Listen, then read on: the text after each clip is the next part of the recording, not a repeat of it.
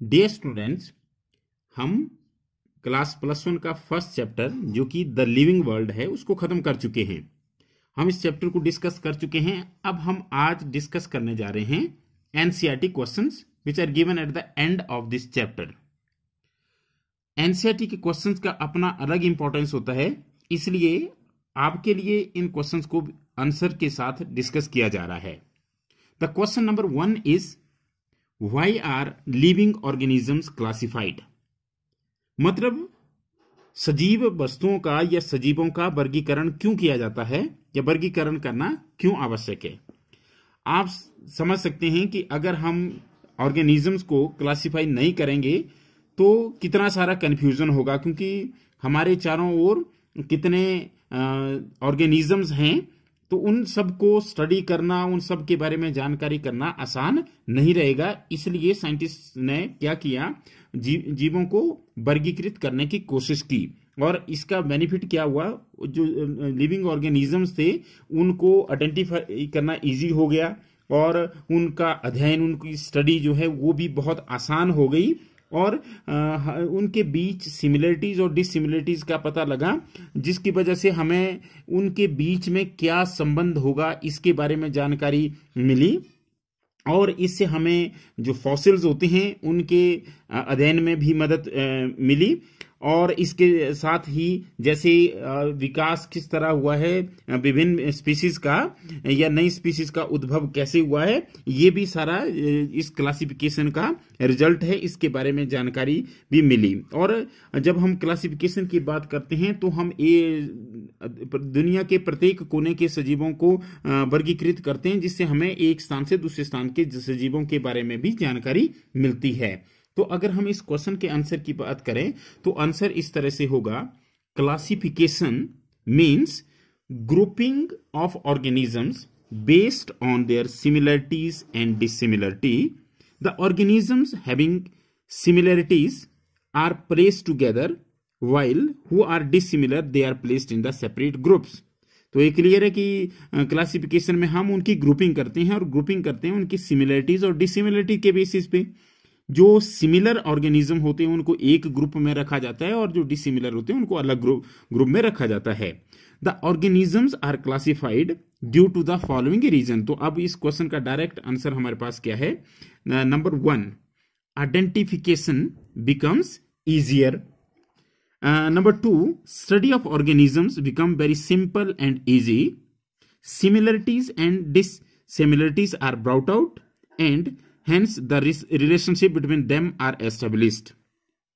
It helps to study the fossils, to study the evolution of various taxa, taxonomic categories। तो अलग अलग taxa को study करने में भी इनकी मदद मिलेगी कि कैसे इवॉल्व हुए हैं। Organisms of other places can also be studied easily with the help of this classification। तो क्वेश्चन था कि why are living organism classified, तो हमने उसका आंसर दे दिया कि लिविंग ऑर्गेनिजम्स को क्लासिफाई करने के क्या बेनिफिट्स हैं। जैसे बताया कि आइडेंटिफिकेशन, स्टडी, एवोल्यूशन को स्टडी करने में मदद मिलेगी। तो इस तरह से जो ऑर्गेनिजम्स है उनको क्लासिफाई किया जाता है, और इसके बेनिफिट्स ये होते हैं। अब हम बात करेंगे क्वेश्चन नंबर 2 की। Why are classification systems changing every now and then? आपको पता है कि जो क्लासिफिकेशन है जब से स्टार्ट हुई है तब से लेकर के आज तक इसमें बहुत सारे परिवर्तन आए, बहुत सारे चेंजेस आई है।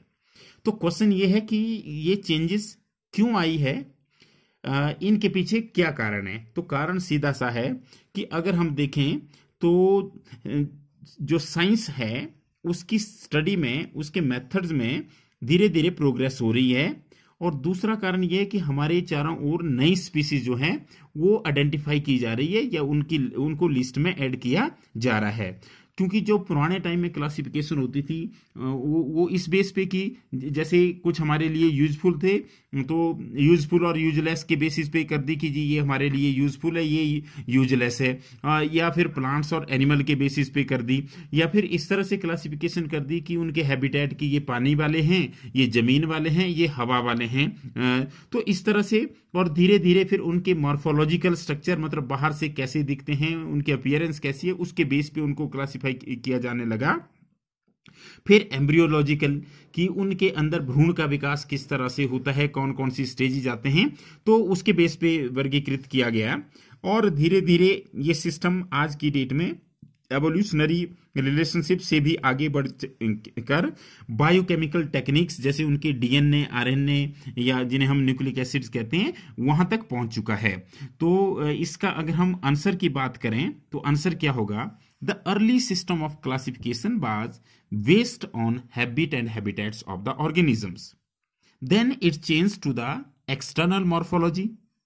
After that morphology and embryology were taken into consideration, followed by cytology and evolutionary relationships, which you know that the study of evolutionary relationship is called as phylogeny। तो ये सीधी सी बात है कि स्टार्टिंग में हैबिट और habitats के बीच में हम क्लासिफाई करते थे, फिर धीरे धीरे बाहर से केवल जो एक्सटर्नल अपीयरेंस है उसके बेसिस पे क्लासिफाई लगे करने, फिर हमने उसकी ग्रॉस मॉर्फोलॉजिकल कैरेक्टर के बेसिस पे उनको क्लासिफाई करने लगे और साथ में एम्ब्रियोलॉजी को भी ले लिया।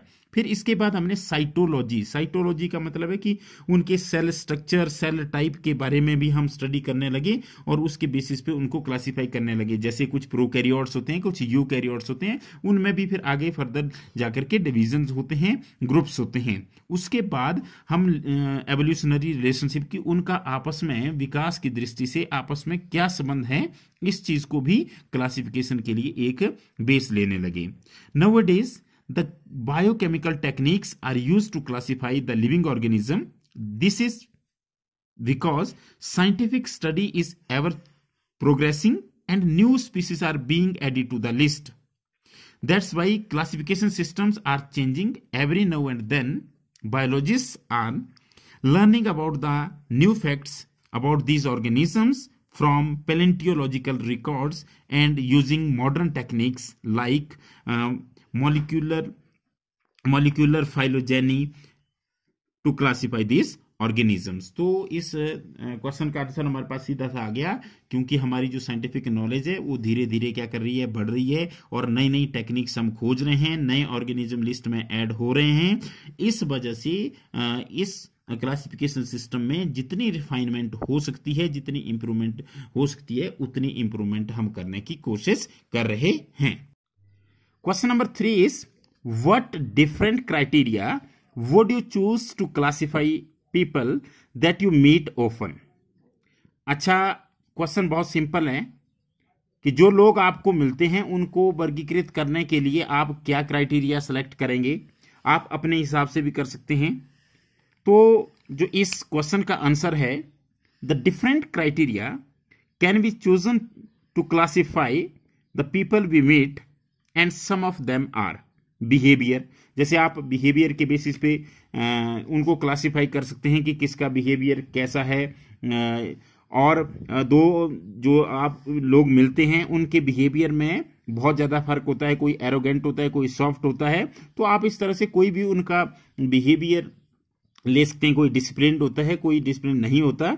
इस तरह से दूसरी जो आप उनको क्लासिफाई कर सकते हैं उनके प्रोफेशन के बेसिस पे, कि कुछ डॉक्टर्स हैं, कुछ इंजीनियर्स हैं, कुछ एस्ट्रोनॉट्स हैं, कुछ टीचर्स हैं, कुछ आईएएस है। तो इस तरह से आप उनको क्लासिफाई कर सकते हैं। तीसरा, जियोग्राफिकल लोकेशंस में, कि ये प्लेन्स में रहने वाले हैं, ये माउंटेन्स में, हिली एरियाज में रहने वाले हैं, या आप ये कह सकते हैं कि ये ऐसे एरिया में रहते हैं जो कोस्टल एरियाज हैं। तो इस तरह से आप उनको जियोग्राफिकल लोकेशंस के बेसिस पे भी क्लासिफाई कर सकते हैं। इवन स्किन कलर के बेसिस पे भी क्लासिफाई किया जा सकता है। जेंडर बेसिस पे क्लासिफिकेशन की जा सकती है, मेल है, फीमेल है, और एज वाइज भी क्लासिफिकेशन की जा सकती है, या आप उनके एजुकेशन लेवल पे भी क्लासिफाई कर सकते हैं। लिटरेट है, इलिटरेट है, ग्रेजुएट है, पोस्ट ग्रेजुएट है, डॉक्टरेट है।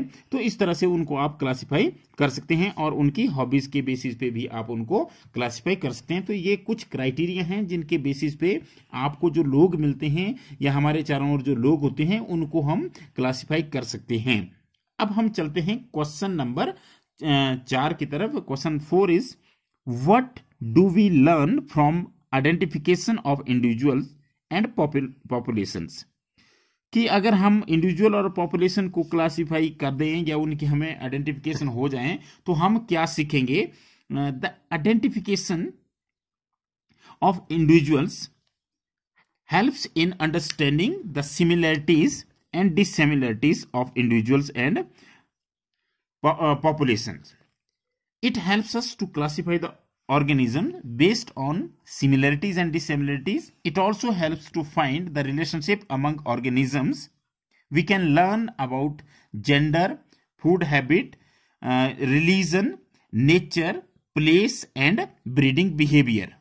तो हम कह सकते हैं कि इंडिविजुअल्स और पॉपुलेशन की आइडेंटिफिकेशन से एक तो हमें उनकी सिमिलरिटीज और डिसिमिलरिटीज के बारे में ज्ञान होता है, दूसरा इस चीज का ज्ञान होता है कि उनका आपस में क्या रिलेशंस है। तो उसके बाद हम उनके बिहेवियर, उनकी फूड हैबिट्स, उनके रिलीजन या किस स्थान से वो बिलोंग करते हैं, उनके जेंडर के बारे में हम नॉलेज ले सकते हैं। तो ये बेनिफिट होता है इंडिविजुअल और पॉपुलेशन की आइडेंटिफिकेशन से। अब अगर हम बात करते हैं नेक्स्ट क्वेश्चन की, given below is the scientific name of mango, identify the correctly written name. यहां पे दो नाम दिए गए हैं। जैसे आप जानते हैं यहां पे मैंगीफेरा इंडिका और मैंगीफेरा इंडिका लिखा है 2 बार। अगर ये हाथ से ना लिखा होता तो इटैलिसाइज्ड होता है, लेकिन ये हाथ से लिखा हुआ है तो इसलिए मैंने इसको अंडरलाइन किया हुआ है। आपको पता ही है कि बाइनोमियल नॉमेनक्लेचर में जब हाथ से लिखते हैं एंड रिटन जब साइंटिफिक नेम्स होते हैं तो आप क्या करते हैं, उनको सेपरेटली अंडरलाइन कर देते हैं। अब आपको होता है कि बाइनोमियल नॉमेनक्लेचर में एक जीनस होता है और एक स्पीसीज होती है। तो यहां पर जैसे मैंगीफेरा जीनस है और इंडिका स्पीसीज है, पर प्रॉब्लम क्या है, दोनों में मैंगीफेरा इंडिका लिखा हुआ है। तो आपको पता है कि जो बाइनोमियल नॉमेनक्लेचर का रूल है वहां पर आपको जीनस का नाम जो है वो अपर केस में लिखना है, मतलब कैपिटल लेटर में लिखना है, जबकि स्पीसीज का नाम जो है वो लोअर केस या स्मॉल लेटर में लिखा जाता है। तो इस तरह से अगर हम बात करें तो ये वाला नाम बिल्कुल सही है, क्योंकि यहां पे मैंगीफेरा एम कैपिटल लिखा गया है और इंडिका का आई जो है वो स्मॉल है। तो इस तरह से ये करेक्ट नेम है मैंगो का। तो मैंगो का साइंटिफिक नेम हालांकि है मैंगीफेरा इंडिका, पर उसको लिखने का तरीका भी बहुत इंपॉर्टेंट है। You have always start the genus with the capital letter and species is always written with small letters. तो इसमें आप कैपिटल लेटर का यूज ही नहीं होता, और जब आप हैंड रिटन उनको करेंगे तो both of them they must be underlined separately. अब हमारे पास जो आज के लिए लास्ट क्वेश्चन है, define a taxon, give some examples of taxa at different hierarchical levels. अब हम इसको कर चुके हैं इस चैप्टर में। बेसिक जो कंसेप्ट थे उनमें टैक्सन भी एक कंसेप्ट था, और टैक्सन का जो प्लूरल होता है वो टैक्सा होता है। No, what is taxon? It is a taxonomic unit in biological system of classification. It represents rank and it is a level of hierarchy in the system of classifying organism. तो basically हुआ क्या, जो taxon है वो biological system of classification में एक taxonomic unit है, उसका एक फंडामेंटल यूनिट है, और वो एक रैंक को भी रिप्रेजेंट करता है। और आप ये कह सकते हैं कि जो हायरार्की है या हायरार्कियल सिस्टम है क्लासिफिकेशन का, वहां पर वो एक लेवल को इंडिकेट करता है, and that level is called as taxon in singular form, and in plural it is called as taxa.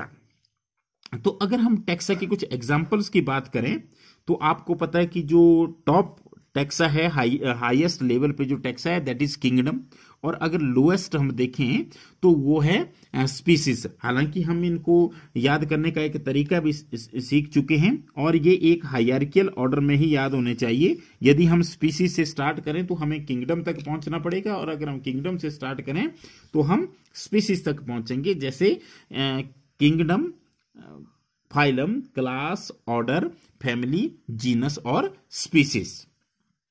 तो ये हमारे पास एक टेक्सोनॉमिकल हायरार्कियल सिस्टम है और इसके हर लेवल को, हर रैंक को टैक्सा कहा जाता है या टैक्सन कहा जाता है। द डिग्री ऑफ, अब अगर आप बात करें कि जैसे अगर आप मूव करें किंगडम से मूव करें स्पीसीज पे, तो बेसिकली होता क्या है कि हर टैक्सन के साथ, हर रैंक के साथ जो है उनके बीच की सिमिलरिटी और रिलेशनशिप वेरी करती जाती है। The degree of similarity and relationship varies with the rank of taxon. Organism at the higher rank are less closely related. जैसे एक हमारे पास ए रैंक है किंगडम और एक रैंक है हमारे पास स्पीसीज, तो किंगडम के ऑर्गेनिज्म जो होंगे वो कम क्लोजली रिलेटेड होंगे बजाय स्पीसीज के ऑर्गेनिज्म के। मतलब जो एक स्पीसीज के ऑर्गेनिज्म हैं उनमें ज्यादा सिमिलरिटीज होगी बजाय एक किंगडम के ऑर्गेनिज्म के कंपैरिजन में। अब अगर हम एक और बात करें, जैसे मान लिया जाए एक हायरार्कियल कैटेगरी है, एक टैक्सन है फाइलम, दूसरा अगर हम यहां लें ऑर्डर, तो ऑर्डर के इंडिविजुअल्स में ज्यादा सिमिलरिटी होगी बजाय फाइलम के। तो इसका मतलब है कि अगर हम दो टैक्सा की बात करते हैं तो लोअर टैक्सा में सिमिलरिटी और रिलेशनशिप ज्यादा होती है। The degree of similarity and relationship are more in lower taxon in comparison to the upper taxon और हायर टैक्सन, अगर हम यहाँ बात करें हायरार्कियल लेवल में। तो इस तरह से आज हमने कुल मिलाकर के 6 क्वेश्चंस किए और इसके अलावा अभी 5 क्वेश्चंस और हैं जिनको हम नेक्स्ट वीडियो में करेंगे, उनके सॉल्यूशंस को डिस्कस करेंगे। तो आप नेक्स्ट वीडियो में जो बचा हुआ इस चैप्टर का हिस्सा है 5 क्वेश्चंस, उनको हम डिस्कस करेंगे। Thank you very much.